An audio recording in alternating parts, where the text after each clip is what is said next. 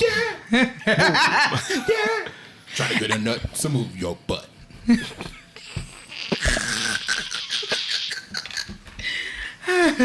That was funny. You alright, Aaron? Hell no. Edible kicking your ass, ain't it? Now, because earlier you about to fall off the chair. That was funny. Get me in that. Bro, it sounded like she was tapping and shit in my head. The melody still playing. Don't. You know what I realized? Like, what? As we get older, we use the algebra that we said we was never going to use in real life. Who's we? I'm saying us as like society. Okay. Because it's like, yo. What do you mean? All right, so if I gotta be to work at 8:30, so I usually gotta get up like 7 to do my whole morning routine. Mm. But see, I'm watching this movie or playing this game, and then it's like, yo, it's almost 3 o'clock in the morning. So now you doing that algebra, trying to solve for X, like X being how much sleep I need to get. I don't want to talk about the time you need to be at work. Fucking man. How long is your commute? How much time do you need to get ready? Right, how much like, time so do you lay in bed to sleep, contemplate life? How much sleep do I bed? actually need? What time do you need to go to bed? Because you know how many hours you sleep on average per night. Yeah, you all have to be playing your life in reverse. You sit here like,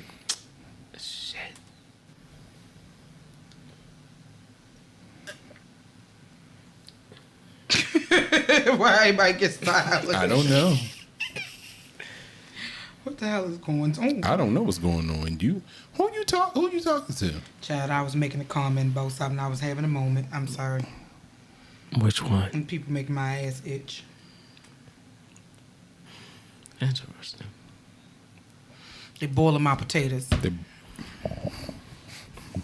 buttering your muffin. They burn my grits. That can also be sexual. They grind my gears. I'm tired. I ain't even regular tired. I'm motherfucking They tired. grinding your gears with 6x9.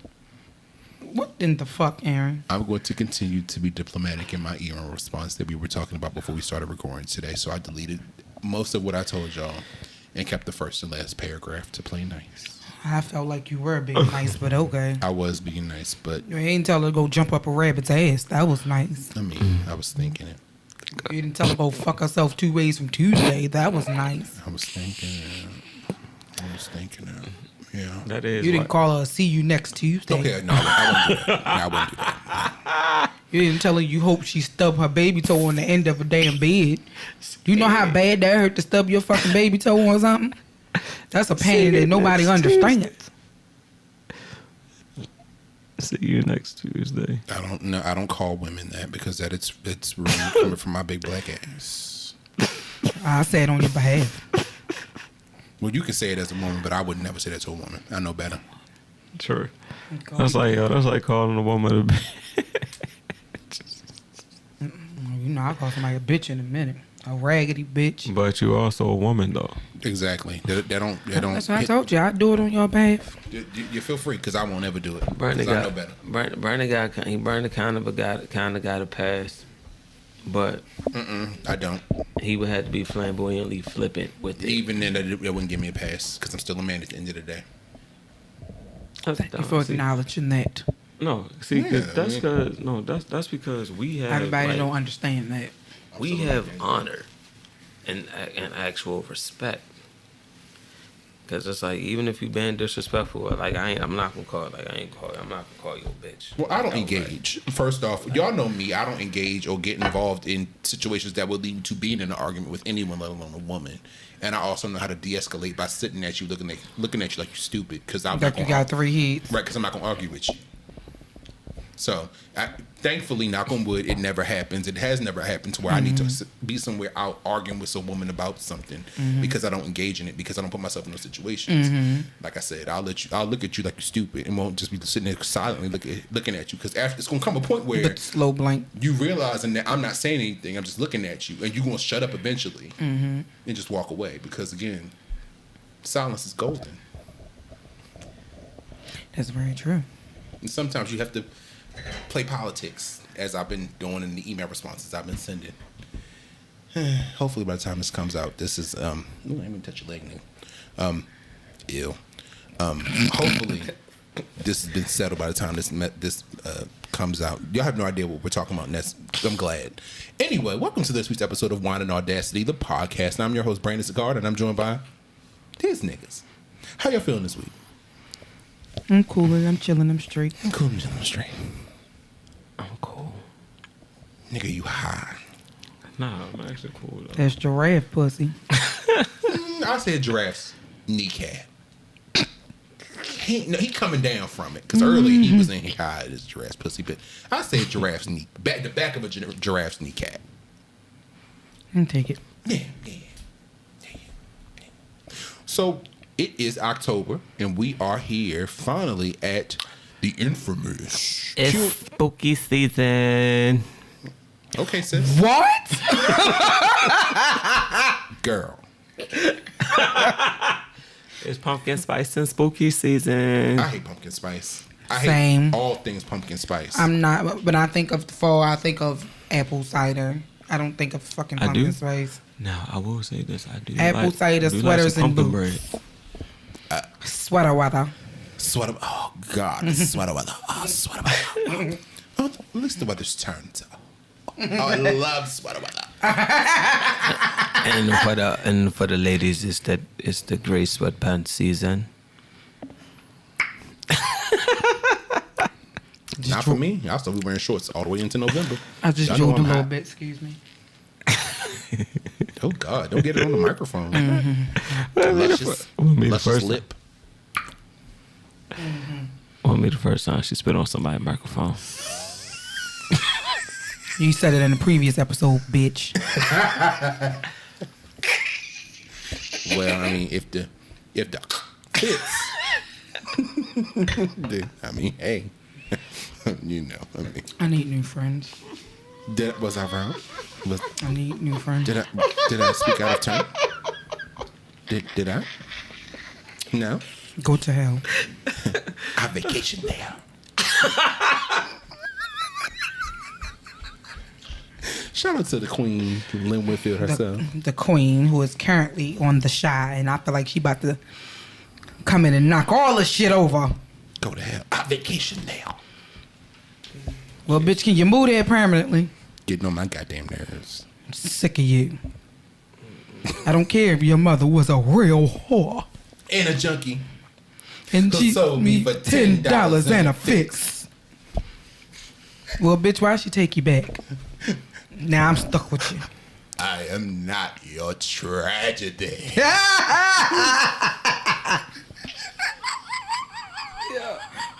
I worry about my children. I'm sorry. Somebody's gonna do something to them. I have a man who wants to love me, but I'm scared to let him. There's a problem, and you're gonna turn. You're gonna turn.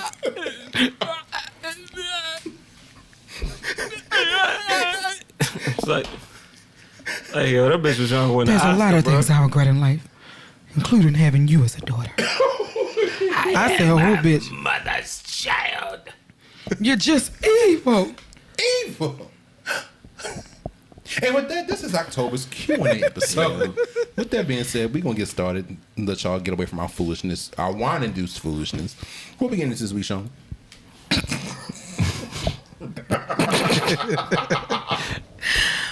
So before we get into these questions, if you have any questions that you want asked or read on the podcast, you can send them to us via email at askwandapod@gmail.com. That is ASKWANDAPOD@gmail.com. Let us know if you want to be anonymous, if you want to use a pseudonym, if you want to have first name, last initial, whatever. You can also send us questions via social media. On Twitter and IG, we are WandaPod_, and on Facebook, we are Wine and Audacity, the podcast, not the word and, the ampersand. Ampersand. Go to hell. Wine and Audacity, the podcast. I'm about to mute all these niggas. All of them. Don't fuck around and mute yourself. Like I did last that one. Oh yeah, that shit was funny. We was like, Brandon, we cannot fucking hear you. Oh shit. What you got me at? Go to hell. Y'all ready to get into these damn questions? Let's do it. Oh my god. All right, so this first one, I didn't know where I wanted to start. I got like hella fucking questions. So we are going to start on the Reddit thread entitled Ask Men. Now, as y'all can tell, both of my co-hosts are men. And assholes. The two of them. Yeah. But anyway, so got it. This question actually is more of a universal question. It's not really necessarily only a man question, but it's how have your standards changed as you get older regarding dating? Now, Aaron, we know you're married. Wait, say the question again.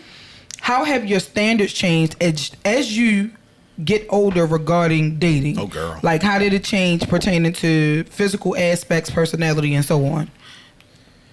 Well, I guess it's for me since there's a married man in the room.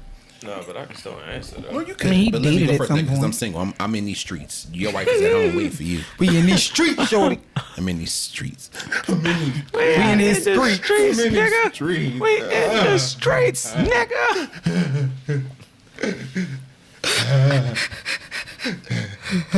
Back to what I was saying.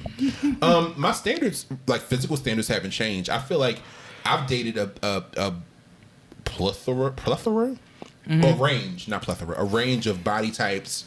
As long as I find you attractive, that's all that really matters to me. Now, what was the other part of the question? No, it just said how did it change if it did? Yeah. For me, I require a person who has emotional intelligence. I feel like in my past, I've dated people or have been in some sort of relationship or whatever, dealing with people who weren't emotionally intelligent or even available to some extent.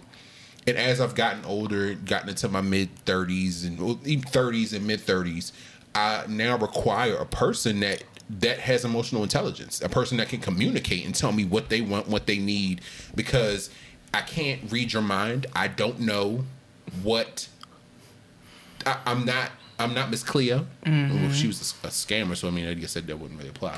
I'm not Sylvia Brown, or wait, she didn't know what the fuck she was talking about either. I'm not a psychic. So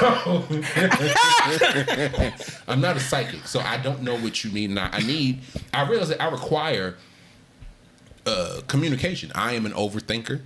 I am a person that will run with my own narratives and my own thoughts to my detriment when I don't feel like I have an answer for things. And as I've gotten older, I've learned to ask questions and be comfortable with being uncomfortable. Just be like, you made me feel some type of way, or So I require those things, and I don't think it's a hard thing to get, but just ain't had luck finding it yet. So go ahead, Mary Man. No, but I think that it's a testament. Like as we get older, like Shauna said, not just men, but people in general. Like, yo, the shit that you was attracted to when you were like 18 isn't the same thing that you're attracted to at 21. Oh yeah. And just the same as like you're attracted to when you like your 30s, your like 30s to late 30s. So I believe that, it does. Cause it's like, we'll just be out. We could be out and we'll see people acting a certain way, and then it's like, yo, damn, was I like that? Right. Was we that? Was that us? And some of the things you be like, damn, yo, we was immature. It's like, then you get like the young boys trying to holler at you, and you're like, boy, like they like 21, 22, and you're like, I can smell the Similac on your breath. Like going somewhere. You ain't ready. Like, you know what I'm saying? Yeah. Or and vice versa. I mean, vice versa with the young ladies, and it's like, yeah, I believe that with growth, with age, we just gain that maturity, and then we learn to appreciate different things. Like I believe when the last session you asked us a question like the things that we didn't appreciate as kids that we appreciate now, and that's what it is. It's like, yo, when I was 21, 22, you wasn't even thinking about you wasn't even thinking about having a job with benefits, like benefits and stuff that's going to take care of you. And I believe that's what it is. It's like, 21, 22, you weren't thinking about the quality of person that it was. All they had to do was be attractive. You weren't thinking about like what they doing, like career wise or anything like that, or if it's gonna, or how their the decisions that they make just living in general is going, like, it's gonna affect you. Most people are attracted to like the strippers and the drug dealers early on because they look good and they got money. But then as you get older, you like you want somebody with that look like a teddy bear, like teddy bear, you need a big boy like Keisha and SZA. So it's like now I believe that with our maturity, the things that pique our interests are different. And it's like if they into that, crafting or was sipping paint type shit. Like you start doing different shit versus going to the club every weekend or trying to be a part of like all the other shit. So the people that you looking to looking to date, they gotta match, they gotta feel, share the same kind of like hobbies and shit. Cause I noticed that, y'all say like, like if you talking about a guy, it's like, I don't need no nigga that always want to be at the club, like, that want to be at the club every weekend. Now you want a nigga that stay home and play 2K. That way you be like, what's up? Like, can I play? Or you just sit and watch him. Yeah. For me, I don't see myself as attracted to the same type of person I was attracted to. Of course. Maybe in my younger days, like, similar to what Aaron said, you may have went for the street type of dude, and the dude you thought was more rough around the edges because that was your definition of what a man was. But now at my grown age, I want a man who is interested in other shit, who might tell me, hey, let's go to a museum. Hey, let's go to a spoken word or a poetry slam thing. Let's go do fucking sipping paint. Let's go rock climbing. Indoor rock climbing, because fuck that. Let's go do something different versus the same bullshit. Oh, my homeboy having a party. Let's go to the party. Or, let's go, my homeboy DJing at this club. Let's go down to this club. Nigga, I get hot, irritated easily now. I want to go home. I don't, it's too much for me this day. So I want somebody who has other interests, who don't think that Applebee's and TGI Fridays is fine dining. I mean, it could be. True shit. No. Especially if you want a happy hour tip. No. Ain't nothing fine dining about food they take out the freezer and drop in the deep fryer. Not a fucking thing. Although, full disclaimer, them fucking Jack Daniels wings be hitting. Exactly. But anyway. All this shit, right. Okay. They be hitting. They hit different. But no, seriously, like somebody who's going to show you something different. So, like, another thing is, I've realized something about myself, that I might have been a bit of a colorist when I was younger. Like, I was only attracted to lighter skinned dudes, and I never realized that until, like, I think my stepmother pointed out messing with me. He was like, no, you like them light brights. Every time I turn around, you got one of them light brights or something like that. I was, like, really only attracted to lighter skinned dudes. I thought that with, like, light eyes and long hair and shit like that, I thought that's what attractive was. As I got older, what? So is that why you used to talk to old boy we went to high school with? Old boy we went to high school with? Light skin with braids and green eyes, remember? He used to say, hi, Shauna. You say, get the fuck out my face, nigga. Oh, I hated that bitch. Oh, you know what I'm talking about now? I hated that bitch. No. He was the exception to the rule. I hated that fucker. And it's not because he was light skinned, I just hated that bastard. Just hated him. He was awful to me. He bullied me up until we were grown, until I started fighting back. Hated that bastard. All right, then. Anywho. Okay. I don't know who that could possibly be. But anywho. Yeah, so that's how my standards have changed. Like, I judge people based more on, well, I kind of always been a person who, like, dealt with people because of their personalities. That's how I ended up in some fucked up relationships that I was in, because I didn't, view the person as a whole. A lot of the times I think I look deeper into what a person is now versus how I did. So. Yeah, you was more quantity I mean, quality. What's the other one? It was over quantity or quantity over quality. No, quantity over quantity make me sound like a whore. Like I just had niggas that ain't give a shit about how raggedy these niggas was. No. But when I say quantity, like yo, you focus more on the wrong shit about them, and then versus what was right. But was like more genuine about them. Like I need to know. Like I you know, like Brandon said about the whole somebody who's emotionally intelligent. Like I can't deal with nobody who cannot express their fucking feelings now. Like if you feel some type of way, nigga, let's sit down and have this conversation. Let's talk about it. Don't be sitting there and you mad and angry and I keep asking you what's wrong. You like nothing. And the next thing I know, some shit to hit the fan. And I'm like, well, why do you come and talk to me about it? I tried to. No, the fuck you didn't. Because I asked you multiple times and it was nothing. If you keep telling me nothing, I'm not going to keep fucking probing you. Not trying to be that guy, but that's how most arguments with women start. I hate it. Hey, babe, what's wrong? Nothing. All right. Okay. I hate it. Then later on, it's like, you sure? Yeah, I'm sure. All right. Right before you close your eyes to go to sleep. I think find it funny how. I had that situation with us, and I was like, yo, I kept asking, yo, what's the problem? Oh, it's nothing. Yo, 3:00 in the morning, about to go to sleep. So.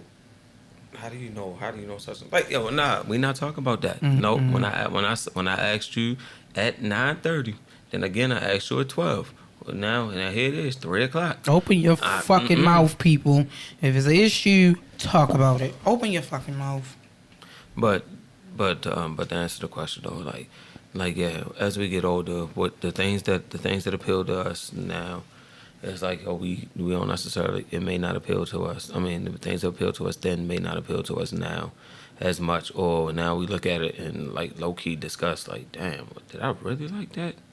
Or was I like that? Or what attracted me to them? Hell. Anyway, before we get to the next question, let's take our first commercial break and we will be right back. All right, we back. What's next, Shauna? Okay, this one comes from the toxic Reddit thread on IG that I came across. This is a Am I the Asshole question. And the title is, Am I the Asshole for leaving my arrogant daughter's wedding? Now, based on that title, y'all feel like this is going to go a certain way. But when I read this, when I was doing, my research for this episode, I was like, wait a minute, bitch. All right, let me see how y'all feel. My daughter Lisa got married yesterday, and we paid for about 30 to 40% of the wedding costs with her father. The whole family was attending, alongside with my other daughter, Amy. Amy's boyfriend, Adam, called me to ask me if it would be okay if he proposed to Amy at Lisa's wedding. Since I paid for the wedding, I said it would be fine. Yesterday at the wedding, everything went fine and the proposal happened. But Lisa's reaction was just pure evil. She wanted to stop the proposal altogether, asked Adam why he did it right now at her special day. Adam told her it was my advice, and I told my daughter to get herself together because she can't expect the whole day to be only about her when she's... Remember, I think they're supposed to say when her sister, but it says she's sister. Poor thing.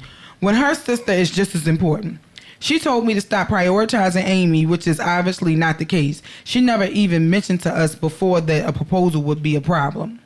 After yelling and shouting at each other, Lisa asked us to leave, and we did, alongside with Amy and Adam.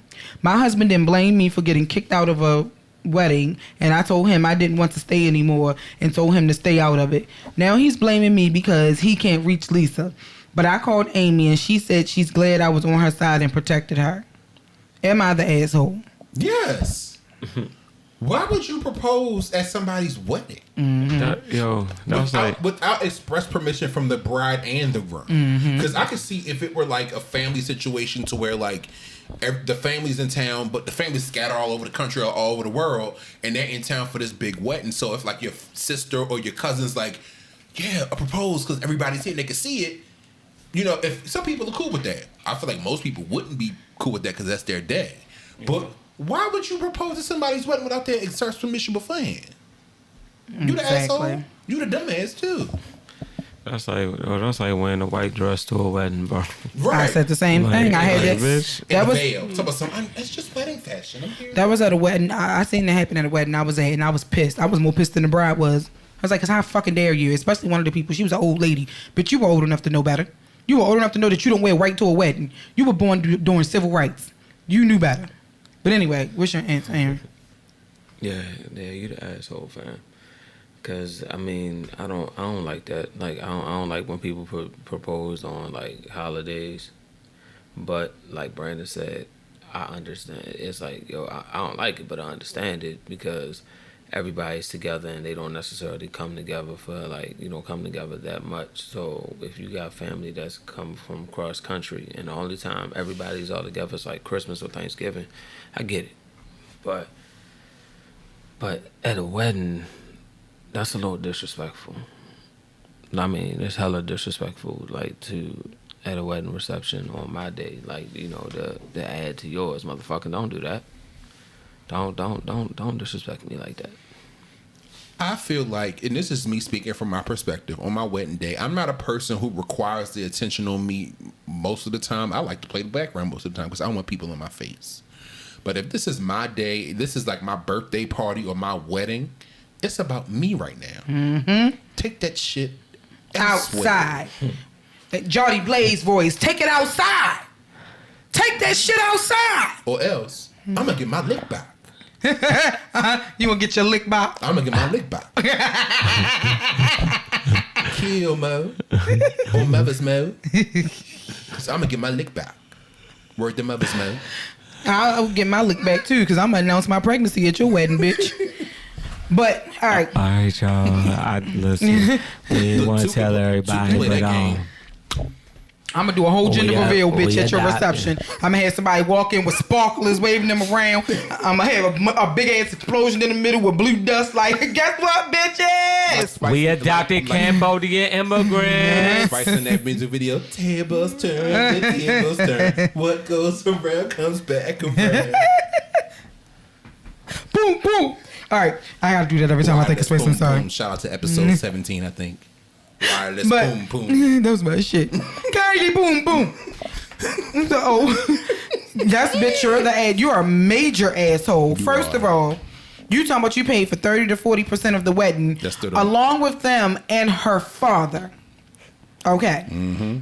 That still doesn't give you a fucking right. You probably was trying to make all of the different fucking decisions because you were putting money in. How dare you? The right thing would have been to do if your son-in-law supposedly asked you if he could do that. You should have said, I think you should have a conversation with the bride and the groom. Somebody in the comments of this story actually made a good point and said, it sounds like to me that the daughter's boyfriend came to her for permission to propose, to get their blessings to propose, and she said, "Oh, I think it would be great if you propose to her at Lisa's wedding." It sounds like to me that she favors Amy over Lisa, with the simple fact that Amy said to her, "Thank you for taking my side." Mm-hmm. So it sounds like to me she favors Amy over Lisa, and she's always taking Amy's fucking side over Lisa's. Then you try to make it seem like it was your decision to leave. You left because she told you to get the fuck out. You didn't have a choice. Even your husband saw where the shit was wrong when he said he was mad at y'all getting kicked out the fucking wedding. Yeah, how dare you tell somebody that they can propose at my fucking wedding? If somebody proposes at my wedding, I promise you I will never speak to them again. That is so tacky. It's tacky. That's my day. You could have proposed yesterday. You could propose tomorrow. You could propose next week. You can propose at 12:59 when you walk out the fucking door. But you choose my fucking day. That's the one day that should be simply about me. Yep. One day. And that's another thing that pissed me off. She says she can't really expect for the day to just be entirely about her. Yes, the fuck she can. That's her. That day should have been about her and their husband. That's the day that they become one. The day become their own family. The day join into a union under the Lord or whoever they might fucking pray to. Okay, maybe Elvis married them. I don't fucking know. But how fucking dare you? If I was a daughter, I would never speak to you again. Well, all right. Listen, they may not have been married in the church. Viva Las Vegas, baby. Yeah, they made it. You know what I'm saying? They could have got married by somebody else. Man, I would say, but still. Y'all would see the petty streak I don't have come out. Baby. I would have been like, congratulations, get the fuck out. Yep. Yeah, bye. Pushing around the room. Man, congratulations. I would have took the mic and said, fuck you, good night. Because how dare you? Well, what a minute. Remember, so we did this. It was a few episodes ago in the Q&A segment where... Remember the brother, I don't know if you were here yet, and I think it might have been Key and or Ron, but the brother had a history of starting shit or stealing people's moments from them. And the brother that was getting married and his wife forewarned him to not try to steal the spotlight. And they told him that in front of the entire family.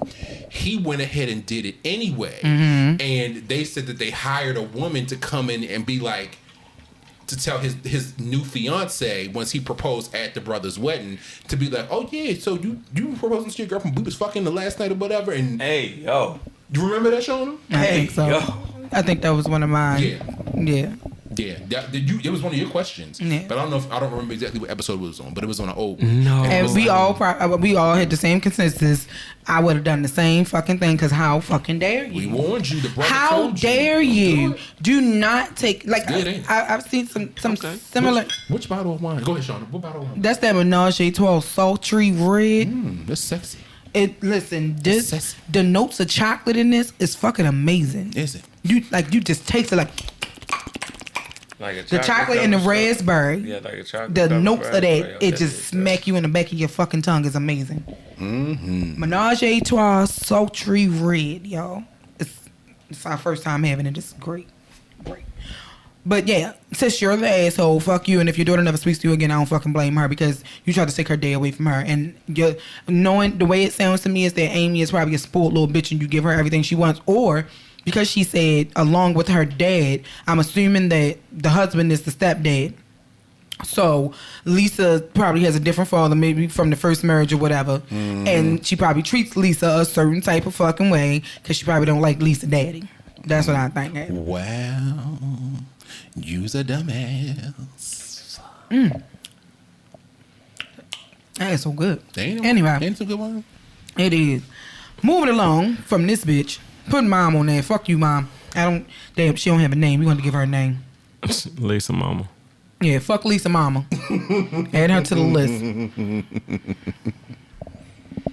All right, so this next one is from Brandon's favorite thread. This.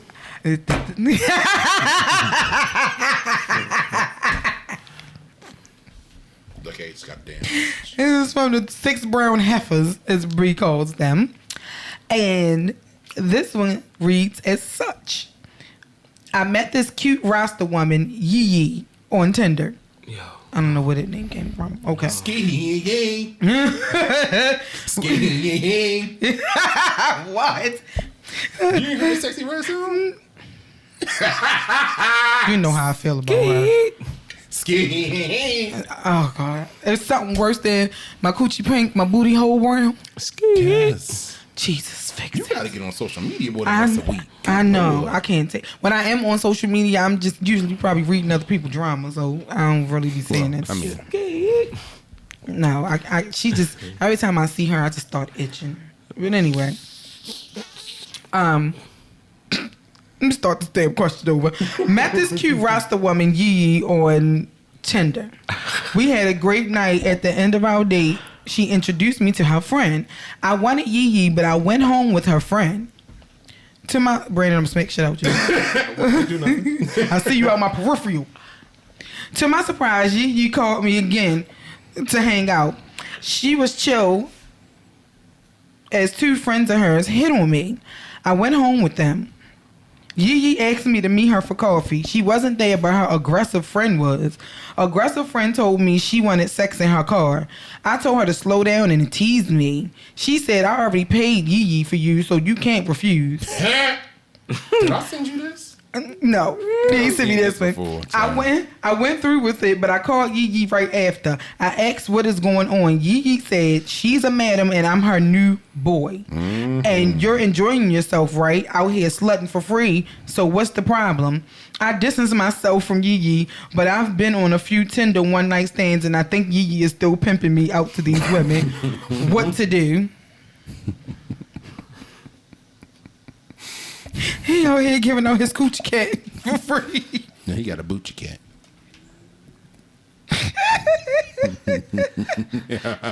He's leaving his dick for free and that bitch don't count the money.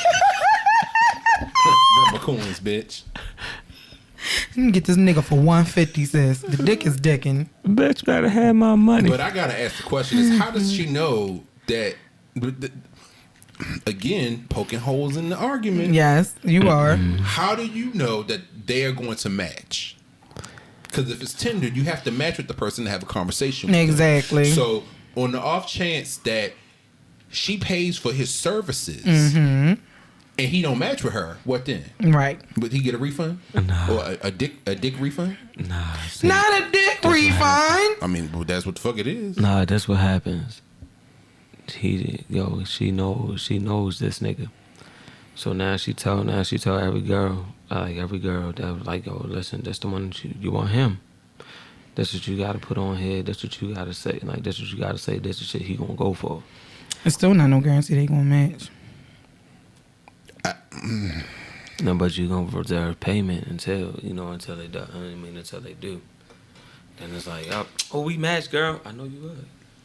I know it's type. Right now. My boy is certified.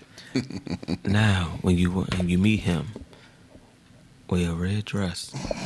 And slip on your high heels. And put on that Sweet perfume. And he'll want to make love to you. Ho! Boy, just gonna keep giving that dick away. Go on. If we going, his new album, like, yo, and if you really trying to meet him, put my in the tag. You know what? You know what?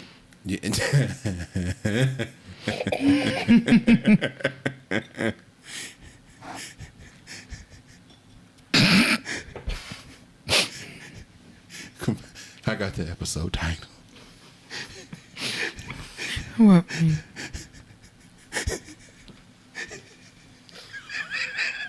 Confessions of a Tinder Pimp. Oh shit! Got him. I'm just saying, it's like initial 500. I'm gonna tell you how to set your profile up to get him. No, but what if she has access to like his phone, so she's like swiping right on people to make the matches though? Bruh, I'm telling you. That makes And she sense. she swipes right on them before he sees it. So when they swipe, But is it really that many women out here paying for dick?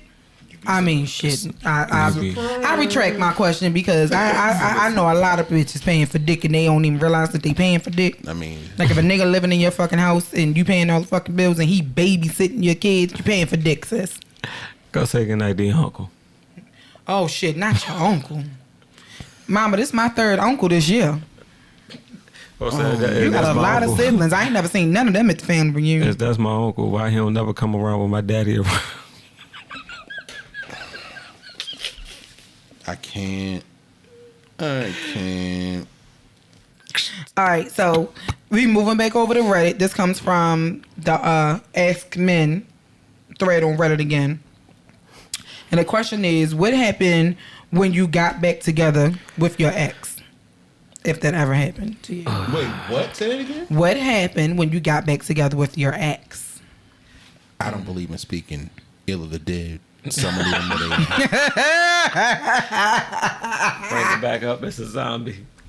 But baby, Mercury is in Hold up. retrograde or was Wait a in minute. retrograde, and I don't believe in speaking on exes because baby, they be popping up talking about some. Ooh, my ears was ringing. How you doing? no, Nigga, I ain't heard from you. I was thinking, I heard this song and I nigga, thought no. about you. Keep the thought in your head. Nigga, don't call me. What? You hungry? Did you eat today? No, thank you. I'll pay. Greets. Nah, but I think I had that kind of. Nope, didn't get back. But it was like we went to Atlantic City, like the I want to say All-Star Weekend in 9. So we went like we was already going to go to Atlantic City, like we had already like paid for the hotel and everything, but we broke up, and then it was like nah, we won't, like we ain't taking nobody else. So I told Sad, I asked Sad to come. Mm-hmm. I was like, shit, I already paid for the room, you know, you might as well. And we got there, but then it's like afterwards, it's like, so what about us? And like, we not getting back together. Like, I only came cause I paid for this motherfucker. We not getting back together. Mm-hmm. Like, this was a financial obligation. You wasn't gonna Not bring a them. financial obligation. Jesus, nigga, that'd hurt my feelings. They'd have found your ass on the beach. But I'm saying though, it's like, yeah, that's what it was. Cause then the best was like, her own girl asking like, oh, I thought y'all was getting back together. Then why the fuck? Then why would y'all go together? And it's like, because I paid for that room. Mm-hmm. Ain't no other nigga staying in that room on my dime. I mean, How is that doing? I ain't heard that man's name in years. Married, 2 kids. God damn. He was living in Virginia, and then he had moved to Georgia. Okay. But the crazy thing was, he moved to Georgia. We was moving out. Damn. So they just moved to Georgia. Yeah. Atlanta? Yeah. Or Atlanta-ish. Yeah, Atlanta-ish. Okay. Cool. I'm like, everything ain't Atlanta. And no, it's just that when you hit Georgia. Here. I grew here. Yeah, I hate it. I hate hearing that. Right. I think we're done. Yeah, I don't believe in talking about the dead, so let them stay where they at. Next question. Wow, I didn't answer it. So, trying to think of an ex I got back with outside of, like, me and my son's father had a few breakups, but when I was done, I was fucking done. Like, done. He apologizing and she like, you don't mean that shit. And then I think, like, I had a situationship where we got back together. Well, technically, we wasn't never really fucking together. It was a situationship. So, and that just went to hell as well. I mean, because it was still the same fucking behavior, the same bullshit, and all of that. But greetings, blessings to God. I ain't sitting over in the cell doing 10 or 20 if I would have reacted the way that I wanted to. But I Hallelujah. Thank God for Jesus. People that get back with their exes, it's like, yo, you getting back to what you was like, what's comfortable. Like, yo, you going like, you don't want to go back out there and then try to find new dick or a new pussy. And it's like, you call an ex because you know they not with nobody. Or even if they are with somebody, you call them because just like, yo, you feel like we done already did it. I already know what it's like, and you know, I know what I got to do to get it. Mm-hmm. But it's like, yeah, you just going for what's comfortable. Like, you, instead of stepping out and trying to find that or trying the new thing. It's like, yeah, the world is scary, so I'm gonna go ahead and call Charlie. Not Charlie. Charlie, what? He's 65. Not Charlie. It's like, yo, I'm gonna call Charlie, and we going, nigga, not Charlie. Charlie. Or Charlene. Like, listen. Yeah, you know what? Carlo, hey. Mr. Wendell. Mr. Wendell. Hey, look, girl. Yo, remember that time? Next question, Shauna, because he's about to go into another 10-minute tirade. Let's keep going. All right, here's another one. So I'm going to do something different with this question, and I'm going to let y'all respond, and I'm going to respond, and then I'm going to read some of the fucking responses on the thread, because I was cracking up last night. Could have been tequila I was drinking, but the shit was funny. Probably was tequila. This one also comes from the Ask Men thread on Reddit, and the question is, what is your automatic nope on a first date?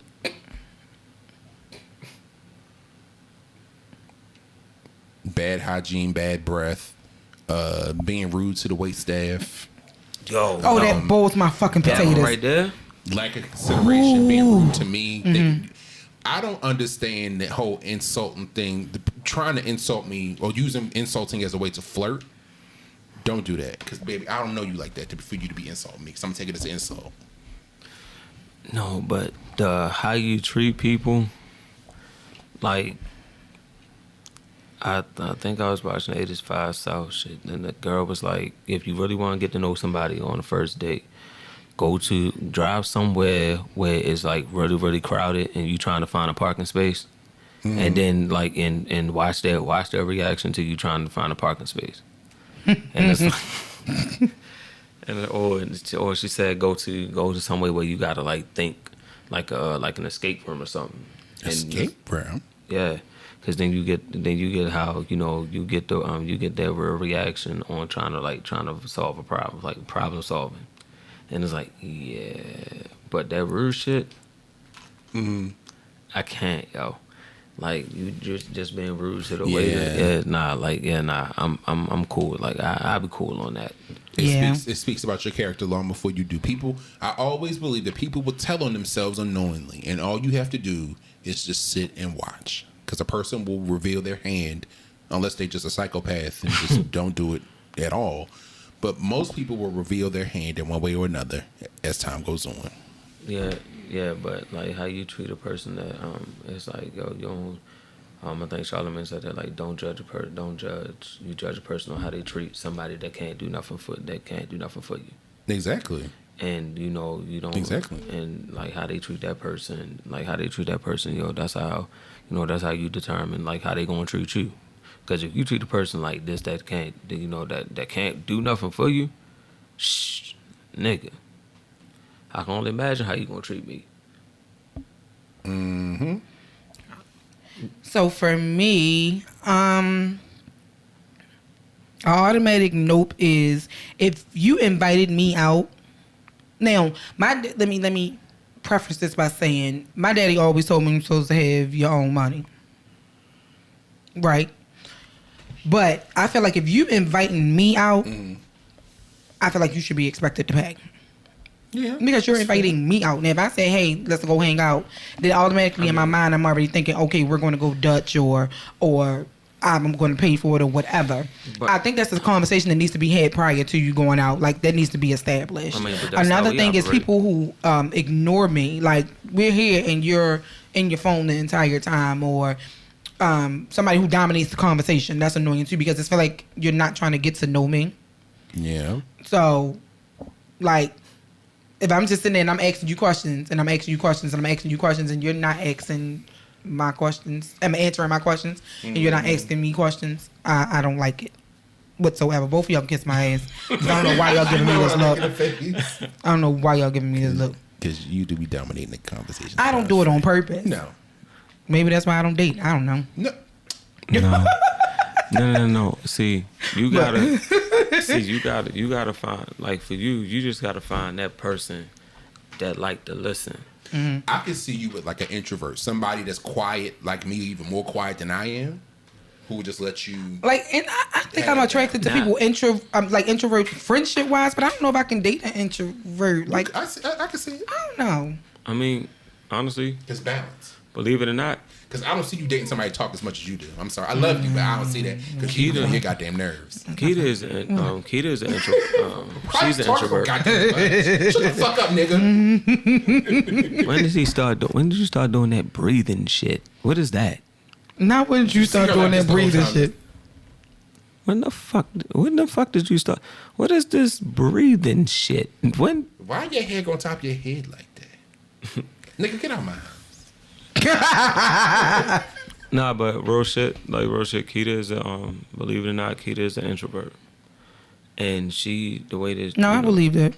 The things that, the things that she into, I'm not necessarily, like, I've learned to, like, sit and watch and, try to watch and try to I watch it with her just to indulge. So, we do have something to talk about, and we do have something to engage in, or just something that we can just do together. But then at the same time, she supports my I guess you could say the extrovertness, or like the want to be out in the crowd type thing. It's like, all right, we gotta go out. Oh, we going out with people. Okay, cool. Okay. It's like, all right, we don't like people. Like, I know we don't, but we gotta, I want to go out here, go down here to go see, go be part of the festival or whatever. It's like, all right, cool. But, most of the time she cool with sitting in the house. I agree with Brandon about the whole thing about the being rude to wait staff and all that shit like that. Also, the way that they, if they bring up their past relationships, the way that they speak on their ex says a lot too. Of course. Because if they like extremely disrespectful, they call an ex bitch, and especially if they had children together or something like that. Like, okay, you laid down with this person that had children with them. Like, that's a lot. And if all of your exes were the same, you might need to reevaluate your choices. In when you get to the conversation about exes, everything is the ex's fault. There's no it's lack of accountability. Or taking responsibility for your part in the situation. Yeah, absolutely. Because every ex can't be the problem. Because again, the common denominator in the situation is you. All right, so like some of the comments kind of echo some of the stuff that we said. I thought. Some of the stuff that I thought was really funny was this one guy said that he was on a date with this woman. She was very attractive and intelligent. They went out to dinner. He said she started off just very, very timid at first. He said, but then she started chewing with her mouth open. And as they got more comfortable with the conversation, she moved on to full on smacking and clicking and chewing with her mouth open like...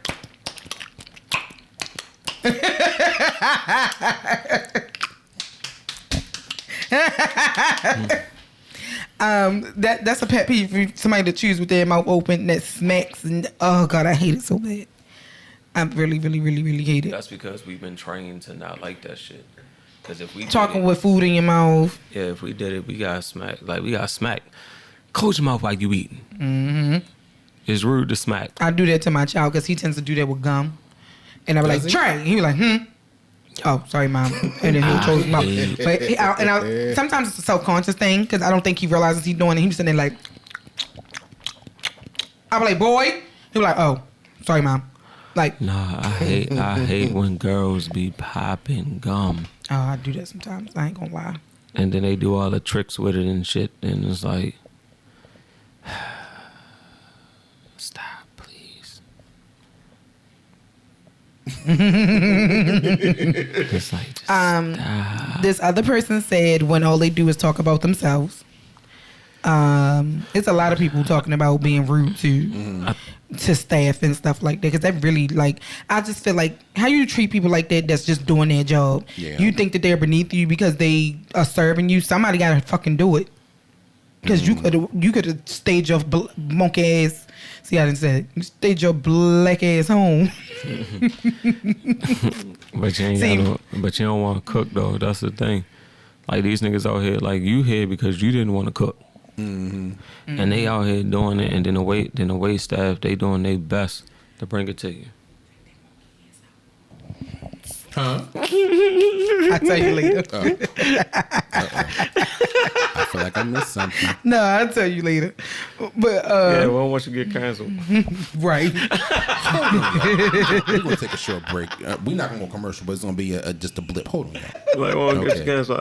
I wouldn't get canceled because of that. Y'all would, but proceed. Okay. Yeah, I'll go back in and listen for the. Hope I remember. Oh shit. Oh, Jesus. But yeah. Oh, and the general one is staying on your phone. Or like through the whole date, you're constantly picking your phone up like, I've been guilty of that in the past. Nah, I've been like a long-term relationship. I guess I talk about an ex indirectly named this was years ago.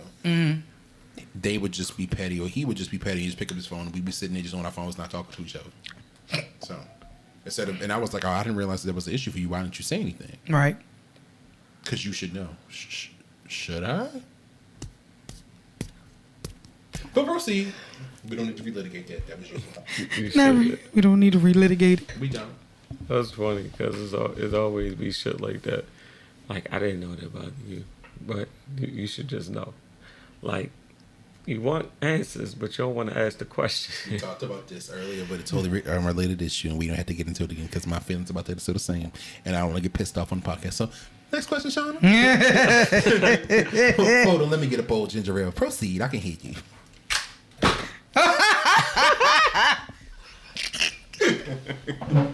But yeah, that's some crazy shit. If you had, all right, so the next question is, if you had unlimited resources and time, what kind of project or endeavor would you pursue? Oh, that's simple. Start building my own goddamn community. Unlimited resources and time to do it. Yeah, I will focus on building, building a community with a supermarket that everybody can get to, easily accessible, and affordable prices. Because I noticed that some chicken wings be like $17, and it's like the cost of food going up or whatever. But it's like something that's going something productive. And then, after I handle what's productive, then, I go start spending some shit on some, I don't know, maybe a theme park or something. I don't know.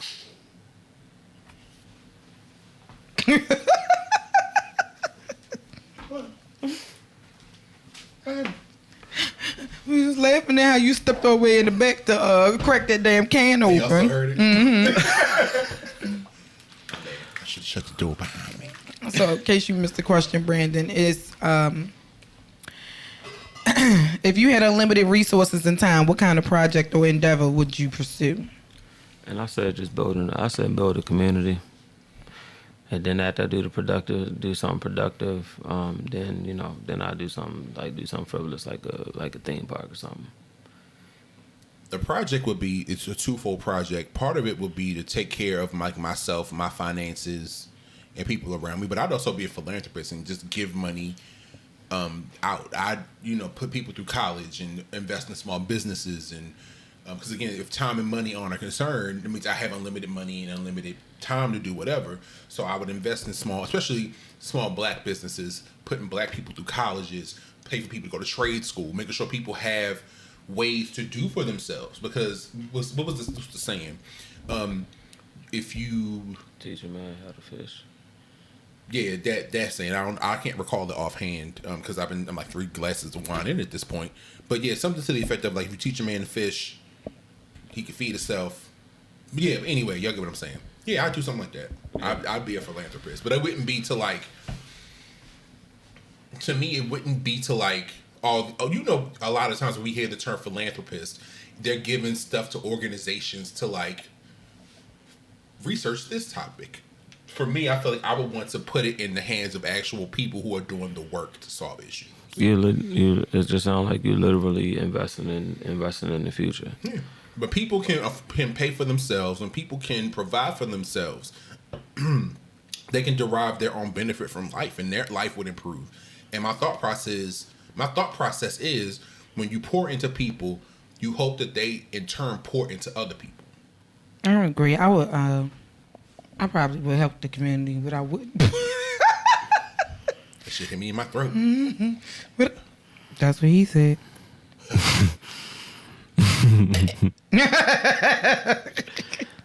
No. But Yeah, edible beating your ass, boy. No. I stopped. No. I was about to say that I would probably do something to help people too. That's what I just. What I was gonna say is but think about what we had talked about before. It's the level of maturity as us in our 30s to have. Now you couldn't ask 20-year-old or 18-year-old us if we had unlimited money, what would we do? Because it'd probably been some crazy shit. But we see what matters, like Brandon just said about investing into small black businesses, and helping them get to the places like the Walmarts and the Walmarts and the right city and the right aids and and the Whole Foods and shit like that. Like it's a lot of businesses out there that probably don't make it past the first year because they don't have the capital, they don't got the capital to keep going. So I mean, yeah, I'm with that. Using your money to help others versus using it to push yourself forward, because sometimes you can't get forward without other people getting forward as well. But I said all that to say is like, yeah, you can see the maturity. Mm-hmm. You can see the maturity and the actual thought that's put into it with like a situation or a question like that. Mm-hmm. Yeah. See that? All right, next question. Let's see. Where do I want to go with this one? On the magic school bus. I hate you really bad. All right, so we heading back over to Brandon's thread. Mm-hmm. And that is 6 brown chicks. I can't throw my phone down. Same sentiment. Proceed. But this one is, there was a string of home robberies in a good neighborhood, and there was a $25,000 reward for a tip that led to arrest. The suspect looked familiar, and I needed the money, so I turned in my baby daddy, Julio. Wait, what? There was a string of robberies going on in a good neighborhood. Mm-hmm. And there was a $25,000 reward for a tip that led to arrest. The suspect looked familiar, and I needed the money, so I turned in my baby daddy, Julio. I can't. He was arrested at work and lost his job. Julio was shamed on social media until detectives determined that he was innocent and let him go. I called 911 and not the hotline, so I didn't get the money. He doesn't know I called the police on him. Julio was probably innocent, but the $25,000 is still out there. Should I make another call on him to get the money? I'm paid for an arrest, not a conviction. Also, he doesn't have a job, so it won't hurt him. Why, yo? Does she not realize that framing somebody for a crime in itself is illegal? Clearly not. Just to get... I hope somebody know who it was. I hope she told one of her homegirls and they turned her ass in. Because how dare you? But... let them use you. Take your time. So when the police release him for false imprisonment and lock your ass up for lying on somebody to get reward money, then what? Because they're gonna take the money from you, or if you spend it all trying to be slick before they can actually get it, they'll garnish money or make you pay restitution. That was my can of bold ginger ale. I don't know. Fix it, Jesus. Is that it? Was that a am I the asshole thing? Oh, no. That's you a dummy, bitch. That was 6 brown chicks. We need to ban them. What? Kiana, come back please, so we can ban them, please. Ban her from going back to them. Oh, God. Since we already here, I will read another one. Okay. I was dating her for 5.5 years. I cheated. I got away with it. And then I got caught. Apologized. I blamed her and then worked my way back into her life. The last time I got caught, there were no tears, no conversation, no move out dramatics. She just started openly dating another man and bringing him home. I was in the front room gaming when they walked past me and went into our bedroom. What the fuck? Me, yo, who was that? She says, you, but upgraded. He spent the night. I grabbed some personal items and left. I'm at my mama's house now, and that Bigfoot nigga is still there. I bet he is. She won't accept my calls. What happened? How do I get this man out of our lives without violence? Oh, Dexter's there, bro. He ain't going nowhere. They doing the African fuck squad all through your kitchen. And is.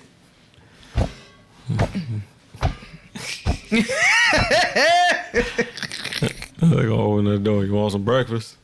All you see is ass cheeks. In the kitchen singing, ooh, baby.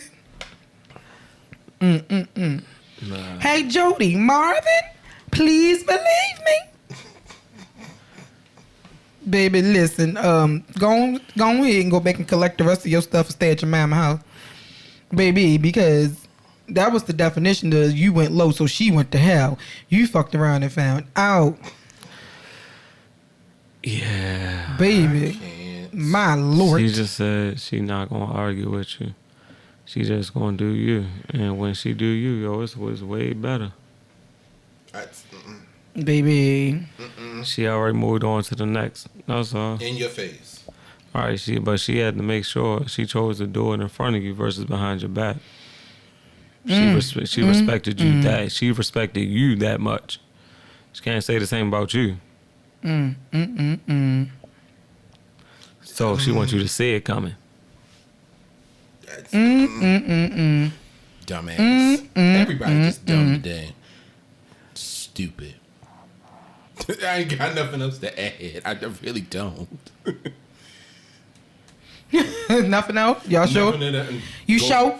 Going once, going twice. Sold to the most ignorant mofo on the damn screen because you stupid. She, yeah, don't. I hate. She probably was in there like, do it to me, Big Daddy. No, so then they're making bird noises.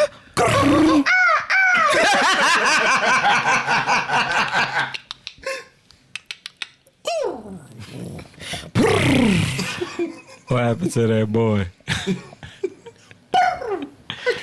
The nigga was sitting in the living room like, she never make them sound me. I bet she do. That's what you get. Fuck boy. He's talking shit, so you put a comment to that boy. All right, the next one is from the Am I the Asshole thread. And it is, am I the asshole for not seeing my kid after finding out that she isn't mine? Nope. Proceed. Okay. I, 35 male, was married for 8 years to my now ex-wife, 35 female. And we had 3 kids together. 9 female, 7 male, 3 female. Me and the 9-year-old have always been close. She was definitely a daddy's girl growing up. The issue is that I always questioned in the back of my head if she was truly mine, as my ex has never been loyal, but the younger 2 look identical to me. 9-year-old looks nothing like either one of us. My ex and I got a divorce 2 months after my youngest was born, as the marriage wasn't healthy. She kept being unfaithful, but we stayed together for the kids till it got too much. Recently, something itched me to get a paternity test done to see if my worries were correct. A friend suggested it, as he pointed out how my 9-year-old looks nothing like me and that there was only one way to know. Surprisingly, my ex didn't fight me on this and let me get the test done. Turns out that the 2 little ones are mine, but the 9-year-old isn't. My ex claimed she agreed, as she really was confident that all 3 were mine. As ashamed of it as I am, I can't bring myself to look at her. It hurts every time I see her face. I care about her still, but it's weird, like out of nowhere, all of the love that I had for her disappeared and I can't see her as my own. I went to come get my kids for the week that I have with them. I get the little 2 in the car and my 9-year-old comes out and says she's ready to go to my house, but I couldn't do it. I felt nothing looking at her. I wanted to spend time with my kids, not another person's kid. So I told her she isn't coming, and I told her that she had a daddy out there, but it isn't me anymore. I'm not paying child support for her anymore, only for the 2 I made. Kid has been sending me messages on her phone. She had it due to us living in 2 different homes. She sent me voice messages crying, but honestly, it doesn't make me feel anything. She keeps saying, but you're my daddy. I told my mom about the situation, and she questioned where the girl was, but she blew up in my face and told me I was an asshole for abandoning the child. But it isn't my child, and I can't even look at her. Why is it my fault for my wife's actions? Am I the asshole? Yeah. I honestly feel like, okay, from a legal perspective, even though that child may not be yours biologically, the court may consider that your child. If you were under the impression that the child was yours, you've been raising the child from birth up until the point when you found out the child wasn't yours. And you signed up birth certificate or acknowledgement of paternity, or acknowledge that you were the father. The biological part doesn't matter because in the eyes of the law, you are the biological father. But again, that depends on what state you live in. your issue to me, though, please. Sorry, I got some spit on the microphone. Then Wasn't me the first time. you're not wrong, but not in this situation. Ain't no shame in my game. Anyway, the child is an innocent party here. The child is not at fault for the sins of the mother.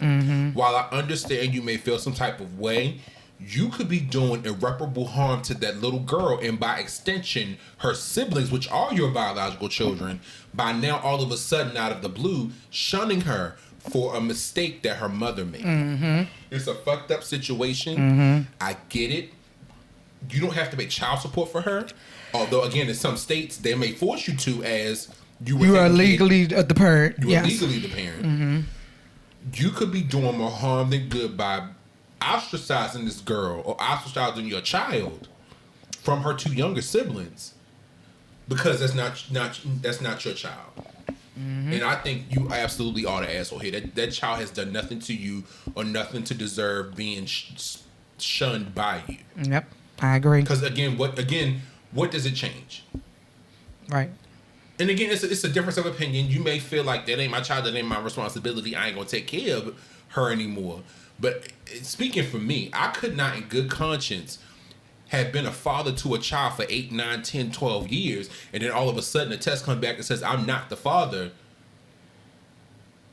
and then I'm just gonna walk away and be like, okay, well, shit, that ain't my kid, ain't my responsibility. Like, no, that's still my responsibility. If I was there, what does genetics change? Not a damn thing. If I'm still raising this child, you grew up under my roof, under my rules. I've raised you and molded you into a person that can go out and influence the world and be your own person. Just because we don't share DNA doesn't make you any less of my child. I agree. You the asshole, bro. You're definitely the asshole. Very true. Because at the end of the day, first of all, you put yourself in this predicament because you knew that your wife was cheating and that you chose to have not 1, not 2, but 3 babies with her. Yep. After the first one, when you were questioning the first one, why would you go and then have 2 more with her? Why would you stay with her long enough to have 2 more? The wife is the only one that's in the wrong here. Yep. You're the dumbass for staying with her, but she's in the wrong because she knew what the fuck she was doing. She knew she was busting it open for niggas with no condoms. Let's be clear. She knew what she was doing. But that child is innocent. That child does not deserve that. You raised that child for 9 years. You had every opportunity to get a test before that child was 9 years old and old enough to remember you and have a bond with you and everything. And if it was that quick for you to lose love for that child, I'm going to go out on the limb and say you never loved the child in the first place. I don't see how that child was a daddy's girl for 9 whole years, and as soon as you find out she's not legally yours, within a matter of months, you're able to unlove her. Your back on her. You're able to turn your back on her. You're able to ignore her cries and her pain. It's not her fault. It's not her fault. And I very well, in this case, I usually advocate for men who were wrongfully, said to be the fathers and whatever else. In this case, I would never advocate for you. I hope that they don't take you off the birth certificate and that you're forced to pay child support for that child because you're a bitch. Yep. That little girl does not deserve that. She deserves to have the daddy that she supposedly had all these years. And nigga, that's you. Get out your feelings. Well, let's hope, if this is in fact a real scenario, let's hope that he has a come to Jesus moment and a change of heart and is able to be like, okay. And sit, because at this point, you're gonna have to explain to her, or by extension, you're gonna have to explain to your kids why all of a sudden their sister's always left out of stuff, or why, like, when daddy comes to get us, our older sister's being left out, but we're always going, because it's like it's been the 3 of us, so now why all of a sudden is it just the 2 of us? You causing more harm, and then think of the animosity that could grow because you still around your kids. But then that also begs the question: if you were the father to all 3 of these kids and you found out that none of the kids were yours biologically, even though you've been raising all of them, you just decide to walk away from all 3 of them? It's your right, but it don't make it right. This rubbed me the wrong way, bro. Yeah, same. That's how I felt when I seen this shit last night. You never loved that girl, because if you did, you would not be able to walk away from her like that.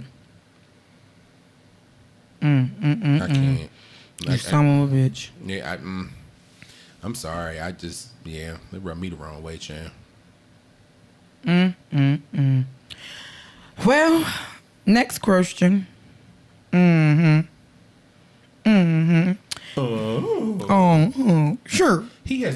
any videos with the administrator recently. It's been a long while. No, since school just started, sir. Get back to it. Hey Tony, shout out to Hey Tony TV. Yeah, funny as fuck. That fool was bursting.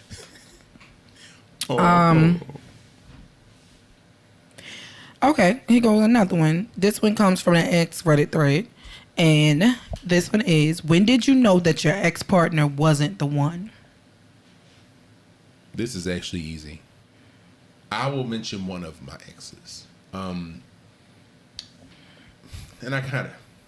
we were out for dinner one time. And we were just talking about stuff, or rather, he was just talking about some random shit, and I was checked out. And he was just he was just talking. Didn't give me a chance to. He was just going on and on and on and on about something. And I literally remember looking at him in the face and being like, this is not my person at all. I don't care what he's talking about. It is of no interest to me. It is of no consequence to me. Just the way that we were interacting and things that had been happening, it was like, this is not my person at all. And that was actually the last date we went on.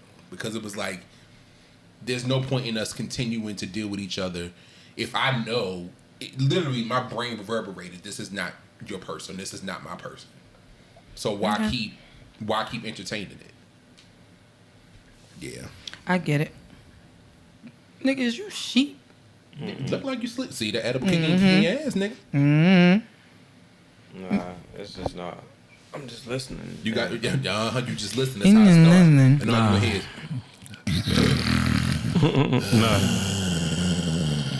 No, I'm just listening, and that is it. I mean, that shit is crazy because you don't really like. Don't really what? Nigga, you on the Lexington Market stuff? He said he on it. Wait, time out. Not Lexington Market, bro. That's that. Wake up and look like jangle. No, look. look. No, but one more time, Shauna. Yeah. I said, when did you realize that your ex wasn't the one? That day we came back from Calvert County, and then you left the note, and then they read the note, and it's like you couldn't comprehend, but you was upset, and then it's like just started throwing shit. But then I think before that, it was like I started saying like this mean streak and how you would get upset and how you would be talking to people, and it's like, hey yo, what's that? Who is that? Or then you started talking to your mother, and like everybody, and it's like all right, so antennas went up. Then when you talk, because at that point it's like, that's how we communicated with each other. We write it down, and then we talk about it later type shit. But it's like, okay, man, to start throwing shit. I was like, yeah, I know you upset, but don't throw my shit. But then but the way that we started talking, it kind of like, it changed the way I was talking to her. And the way that I received information from her, because it was like she just started, like, every little thing started setting her off. And it's like, hey, yo. Yeah. That ain't even my vibe, bro. Right. So it's like, yeah, nah, we not gonna last too much longer if you gonna act like this. Yeah. What about you, Shauna? When did you realize your person wasn't your person, or that one of your exes wasn't your person? When goodness, I had a lot of these moments. I think the most prevalent one was when I realized that I was not myself around them. I felt degraded. I felt less than. I didn't feel like I could reach my full potential. When I pictured my future, I didn't see them in it anymore. Yeah. I didn't. Like it. Every time I thought about it, I would get sad instead of being happy like I initially was when we first got together. Like everything about them made me smile and laugh, and I love their silliness. And then they turned into this other person. And I hindsight is 20/20. Now that I think about it, they probably were their person all along. and I kind of like ignored the red flags because the other stuff, kind of outweighed that. But once the other stuff stopped and then just that part took over, it just made me open my eyes. Mm-hmm. And I feel like I could, if I had stayed in that situation, I think I would have lost a lot behind them. Yeah. Like a whole lot of things that I know now are way more important to me. I can see that. So let me ask a follow-up question. Okay. And you can't answer this because you're a married man. Well, I hope you wouldn't be able to answer it.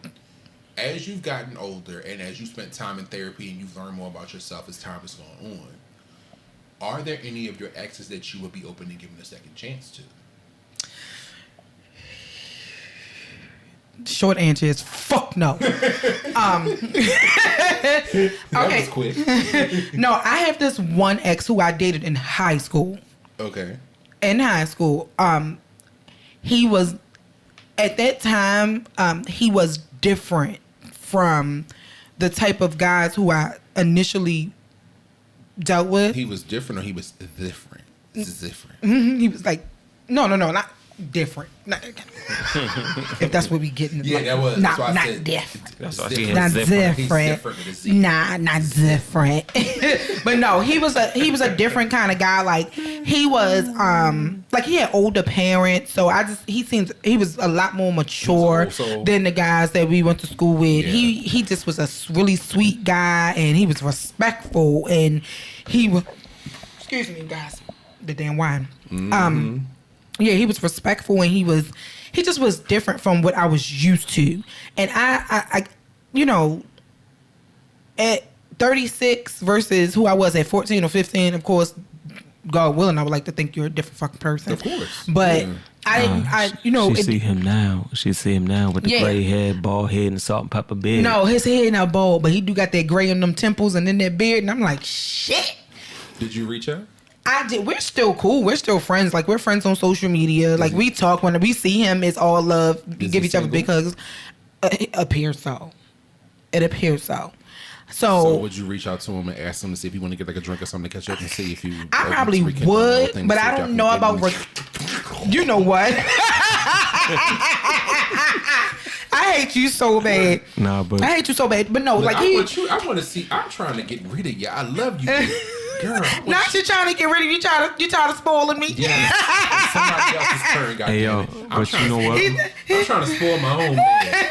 Not your black ass. I love you. Look, when you get one, I step to the side. I swear, just give me once every 6 months. I got you. You gotta feed me a good dinner and stuff. Take me on a hot date. I'm trying to spoil the man. You got all my spoil. It's time to share the wealth. Let another nigga spoil you.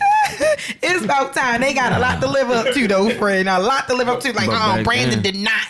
No, but see, back then, Shauna being who Shauna was, back then she didn't necessarily like appreciate it. Yeah, of course. Appreciate the old man and the young man and the young man body. But now, it like, what's up though? We can go play bingo. And then go to a little lounge or karaoke Listen, bar. I'm open to bingo. I played bingo a couple times. Me and my cousin went to the fucking bingo hall in South Baltimore one day. That bitch is serious about that bingo. You heard me. I go play bingo. I will go play. They be having some good prizes at the bingo, okay? But no, like, he might be the only one who I still am cordial with, that I'm still cool with, that I want to see the best for, that I hope that he finds that, I might not be that person for him, because we might still not be compatible even at our older age. Right, yeah. But I'll always be his friend. I'll always have love for him, always have respect for him. All it takes is the time for you to reach out to this man. If you want to get a drink, down at the I mean, so y'all can sit and talk and have a conversation and get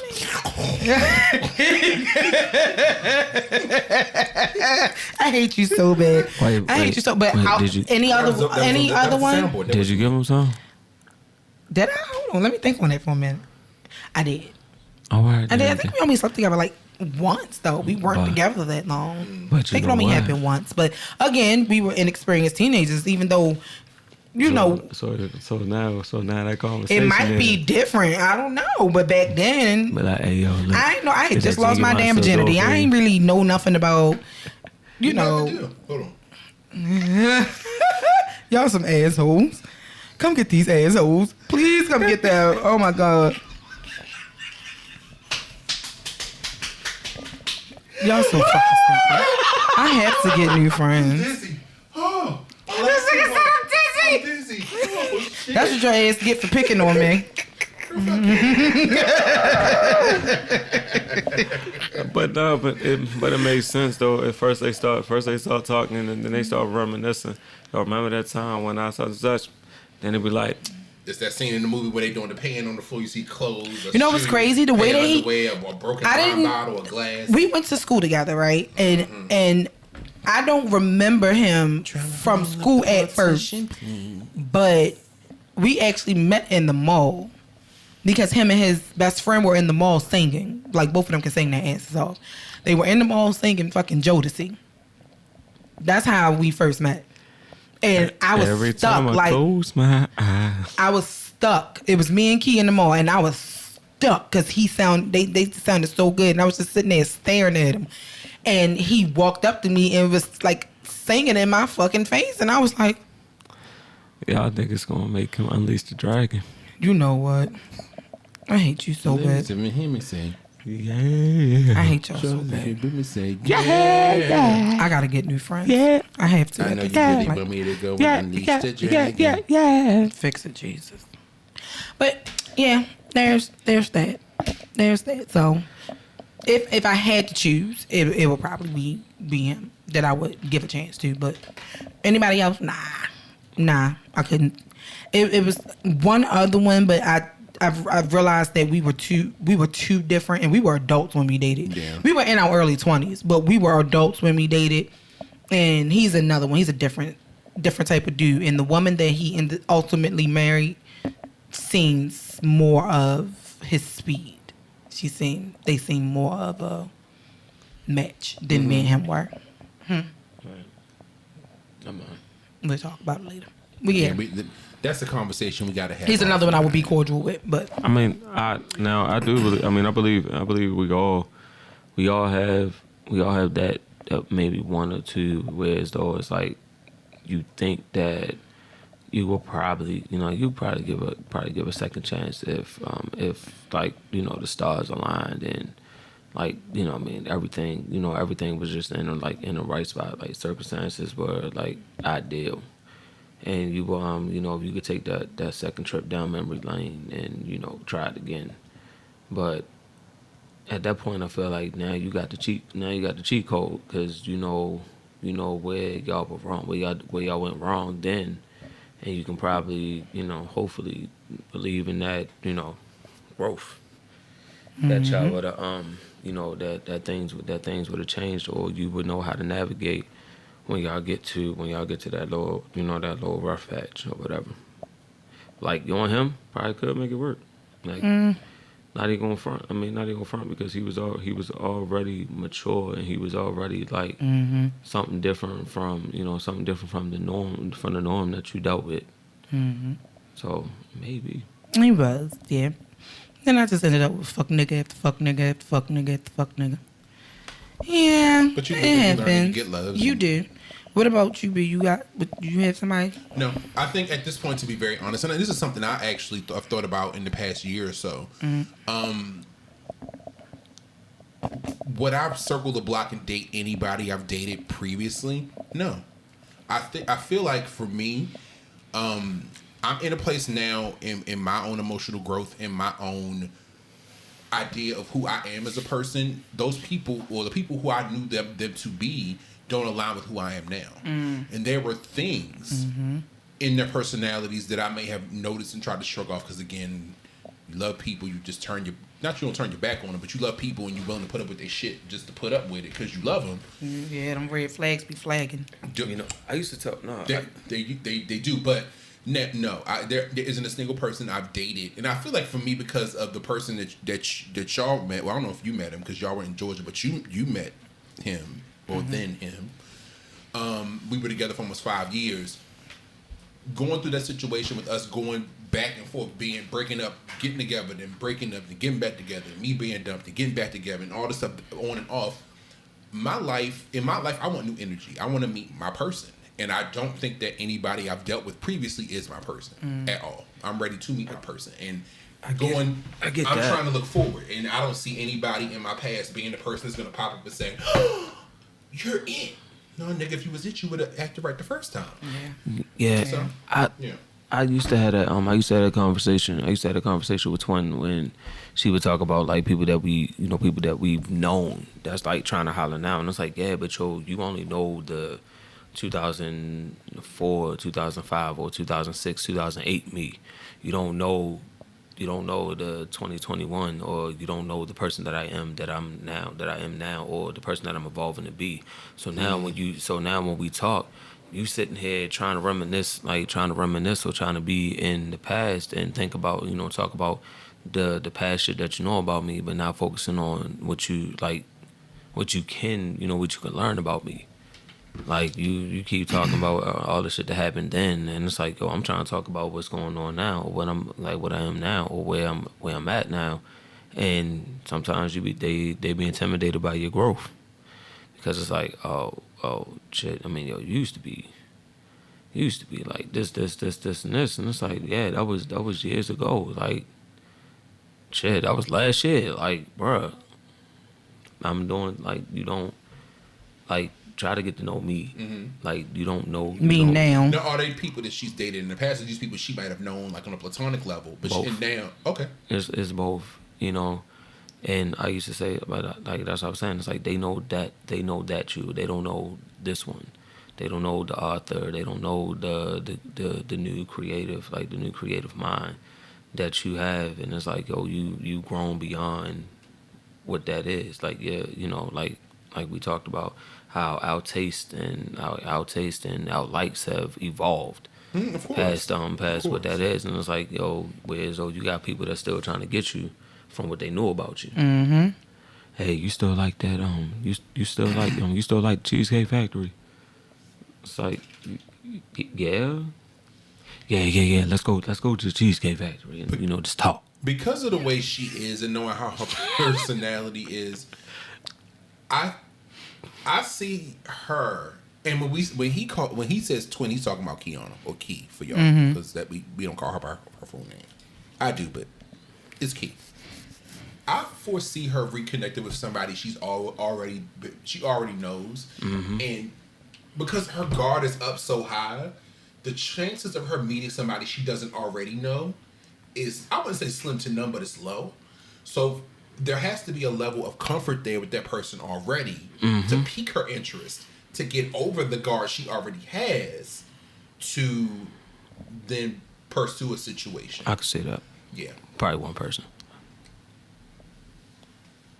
Ooh, I wish I had something to sip on right now. I guarantee you she is at home right now, and her ears just perked up. Right? That motherfuckers is talking about me on that little rinky-dink podcast. On the rinky-dink podcast. She said it. God damn it. And I'm repeating. Love you, Key. She said it.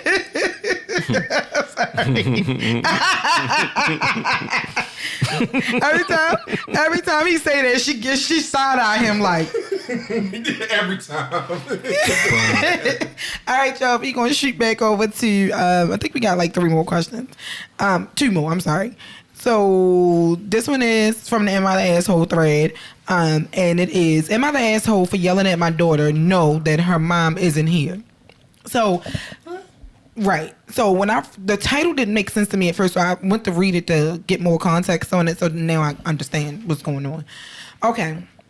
I, 40 male, have a daughter, Clara, 8 female. My wife, Jenna, just recently passed away, and I've been struggling with it. These past few months, Clara has been really difficult to deal with. She often throws temper tantrums anytime we go out or whenever I ask her to do something. Yesterday night, I was putting Clara to bed, and she demanded I tuck her favorite teddy bear into bed like her mom does. I told her no and went to leave the room. She then got out of bed and started screaming and demanding I do it like mom, and that she wanted her mom to do it, and why couldn't mom be here to do it. I lost my temper and screamed at her no, and that her mom isn't here anymore and she needs to accept it and stop acting like a baby.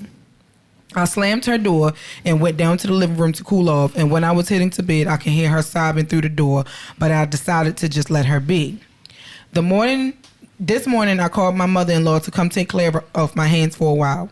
As I was putting her suitcase in the trunk of my mother-in-law's car, I noticed her favorite teddy bear wasn't there. I ran back into the house to get it for her. I came back and tried giving her the teddy bear, but she completely ignored me and wouldn't take it. Later, my neighbor Jim came over and asked to borrow my lawnmower. I thought since he has kids himself, he would understand my point of view. He said what I did was a dumb move, and Clara is struggling too. I don't think Clara quite understands what's happening and is deciding to act out for the sake of doing so, but am I the asshole? Yes. Yeah, all the way. Wholeheartedly the asshole. Wholeheartedly the asshole. Go ahead. I understand, like, I understand your pain and I understand your grief and that you're trying to, like, you're also trying to deal with it. And when she says shit like, you know, I want you to do it like mom, that may trigger something in you, However, how she's dealing with it is different than how you're dealing with it. Mm-hmm. Like, so you're a grown ass man. It's not even just him being a grown man, but it just come off like it's just certain things that your wife did for her that kept, you know, that made her comfortable. While, yeah, she isn't here, yo, you kind of got to step up and do it. And you kind of got to suffer through, that's not right. That's not right. This isn't right. Because, yo, you want to make sure she's still comfortable.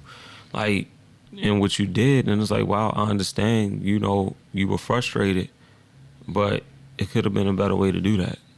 Could have been a better way to say that. Like, you know, you probably just fucked her up completely. Yep. Like, we don't know, like, how old is she? Or did not? She's 8. Yeah. Oh, yeah. Yo, you really fucked up. Cause she head into that tween stage, and it's like, yo, in that tween stage, that's sort of like the first steps to self discovery, and you know, and she has to build trust with the adults around her so she can express herself. And like, yeah, you kind of like took a whole chunk out that road, bro. Mm-hmm. Yep. Now she probably feels like she can't trust you, and I don't blame her. And she gonna end up talking to everybody else, and everybody else is gonna know what's going on with her. Mm-hmm. And you gonna be sitting in the dark, because them teenage years is gonna be some shit. Mm-hmm. And little kids hold on to grudges, yep. Especially, and she may even think she's over it, but at that age, they're still impressionable. Their minds are still forming, and the shit, that comment was probably being etched into her psyche, to where she now feels that she can't trust you with what you say because she feels like you're gonna blow up at her if she inconveniences you. Mm-hmm. Not even that, but that idea, that realization that, yo, my mom isn't here. Yeah. And my thing is, it sounds to me like you weren't really an active father when your wife was alive, because if you were, you would know that she liked to have that bear tucked in with her. Mm-hmm. So she asked you for something as simple as tucking a bear in with her, and you couldn't do that? You couldn't take 2 seconds to tuck the fucking bear in the bed with her? Like, you're that, what was you trying to get back downstairs to? Your porn? Like, sir, go to hell. And to yell at an 8-year-old and say, your mom is not here and she's not coming back. Like, you don't fucking do. How dare you? How dare you? That baby needs counseling. That's what she needs. That's why she's acting out. She don't understand what is fucking going on. And you probably, in your own grief, have not taken the time to explain it to her. Listen, mommy was sick. Mommy is not coming back, but I'm your dad. I love you. I'm here. I'm going to take care of you. We're going to go get some help. He's not doing that. He's putting his own selfish feelings ahead of that child. Mm-hmm. Sir, fuck you. They don't have the same language and emotional bandwidth. I hope your mother-in-law takes custody. Fuck you. Oh, it's not so much. I mean, it's just, it's like I said, I feel his pain. Like, I feel his pain, and I feel like, yo, when she said that, that might have been a knife in your heart, because it's like, do it like mom, and it's like, yo, I can't because she's not here. But at the same time, it should have been, well, how did mom do it? That's what the fucking response should have been. I understand that, but at the same time, we both can't. I mean, we can't tell people how to grieve. Like, you know, he's still probably trying to hold it together, and not realizing, like Brandon said, the weight of responsibility that, you know, that the mother might have had, and it's like, yo, he played his part, but it was minuscule compared to what she did. And the daughter's still trying to keep that sense of normalcy, but he can't do it. Like, he may not know how to do it, and he's doing it wrong. And she probably telling him that he's doing it wrong, and, you know, because he already feeling some kind of way, that kind of broke the camel's back. But at the end of the day, yo, you hurt your baby girl feelings. Yep. And that right there, you know, and while it may have been unintentional, you caused some damage there, brother. You gotta trash. You're gonna have to eat a shit sandwich for like probably for a while until she get over that. Yeah. On that note, boy, fuck you. All right, final question. I'm gonna end this one with something silly. Okay. So we gonna circle on back to 6 brown chicks. And this one is, I'm a successful TikTok financial coach. In real life, I'm broke as fuck. Every financial decision I've made has devastated me and my husband. Others rob Peter to pay Paul, but I'm robbing Peter just to rob him. Paul doesn't get paid. I fell victim to a scam that I shared with my large TikTok audience, and many people lost money. But what hurts me most was when I took my last $350 to get my hair braided instead of paying on our life insurance policies. My husband had an aneurysm and died in his sleep. Everyone, including his family, thought I had a windfall of insurance money, but in truth, the policy lapsed and I didn't have a dime. I couldn't do a GoFundMe as a successful financial coach, so I sold his car and cremated my husband and didn't tell his family. It may be time to tell the truth and ask for help, but I can't let my 2,000 plus TikTok audience down. What to do? Girl, fuck you. That's. I'm about to put you on a list with Derek Jackson, giving advice that you don't take.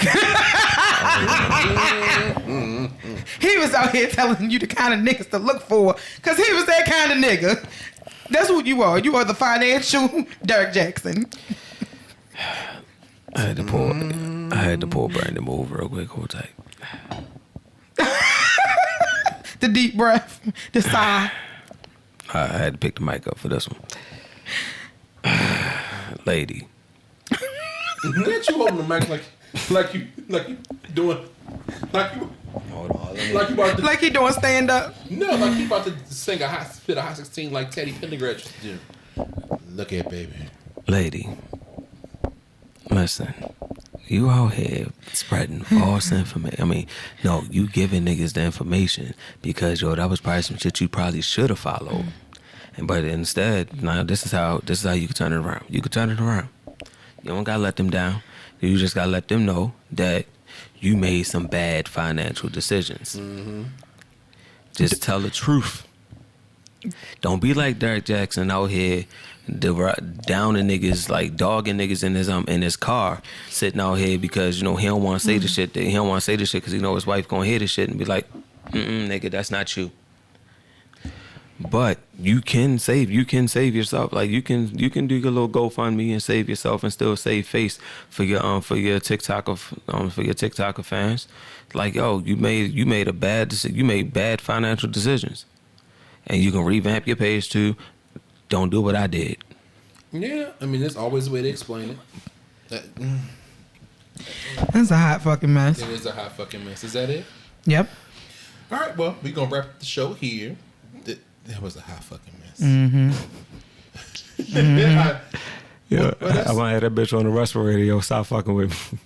Let you kill somebody. Like, let you kill somebody in my family, and then don't tell me until after you done cremated this nigga and sold this car. Bitch, you talking.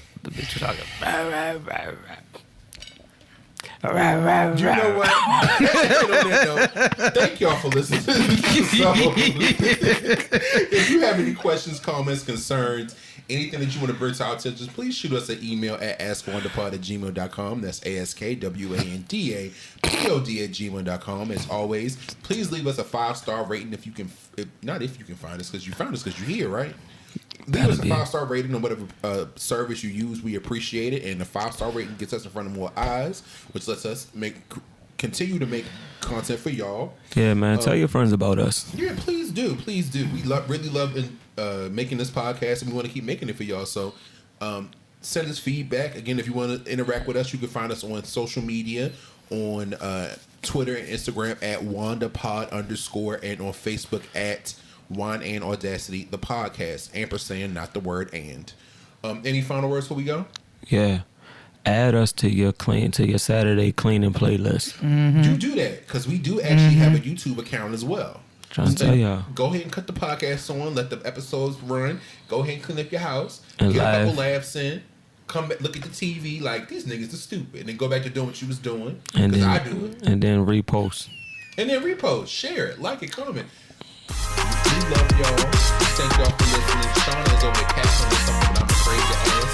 We will talk to y'all next week. Bye, y'all. Bye.